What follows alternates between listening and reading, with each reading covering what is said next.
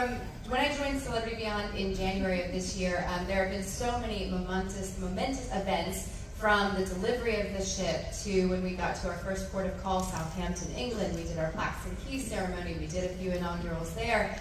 We did a European season, and now to celebrate not only coming to the United States, but also finally naming this incredible ship and being able to share it with all of you. I just wanted to say welcome on board. We do hope that you enjoy Beyond.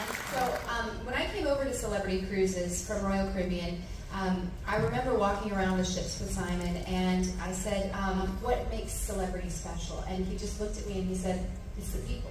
The people make it special. And I'm not sure how we formulate that particular value that we have, but honestly, the pandemic, as horrible as it was, it really gave us an appreciation for the people that we have, whether they stayed on board. I can give you an example. In Celebrity Edge, we had 112 people on a $1.2 billion ship for the majority of the time, keeping the ship in operation, one person looking after over 5,000 living plants and keeping them alive. I can't even keep a microcactus alive. But we had an appreciation for the people that we had on board the ships, but we also were missing those folks that were back home. And we had so many people return to us. 2 years is a very long time. So a lot of people, had to find different avenues of revenue to keep going. But then when cruising began to open up and Celebrity and the Royal Caribbean Group opened their doors to bringing people back on board, it was an overwhelming response for people to return home here. And it's because this environment, it's a very unique place to work. Where else in the world do you have 75 different nationalities of every race, religion, cultural background, sexual orientation, and gender working under one roof and getting along together? It's not just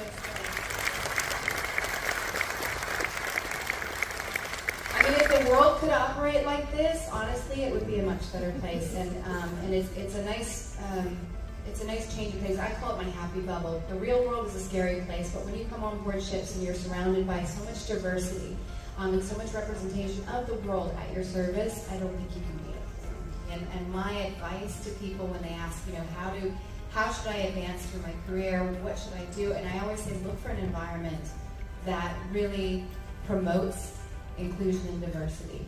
Because when you realize that everyone brings something special to the table, and I won't have anyone say that I have the best crew on board this ship. What I have is a unique group of individuals that bring a special culture and their own personal sparkle that helps everyone else around them. And so that's my kind of guide to moving up and onwards in the world, is to be surrounded by people that want to see you succeed and will support you no matter what.